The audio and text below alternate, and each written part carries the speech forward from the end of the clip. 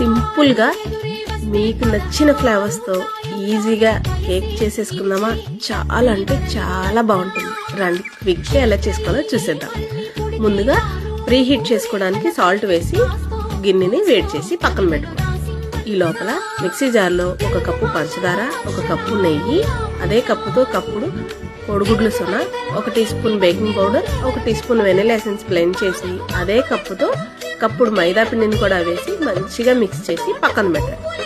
Cake గిన్నెకి నెయ్యి కానీ నూనె కానీ రాసి కొంచెం మైదా పిండిని కూడా జల్లి మనం మిక్సీ పట్టి పెట్టుకున్న మిశ్రమాన్ని మొత్తాన్ని వేసి ప్రీహీట్ చేసుకున్న బౌల్లో అలా పెట్టి 55 నిమిషాల దాకా పట్టింది. చక్కగా కుక్ అయిందా లేదా పుల్ల గుచ్చుకొని చూసుకొని నీట్గా పుల్ల వస్తే కేక్ రెడీ. చూడండి, కేక్ గిన్నెలోండి అలా బౌల్ చేస్తే ఎంత బాగా వచ్చేసిందో కదా. ఇక వేడిగా ఉన్నప్పుడే కోసేసుకొని ఉఫు ఉదుకు తింటే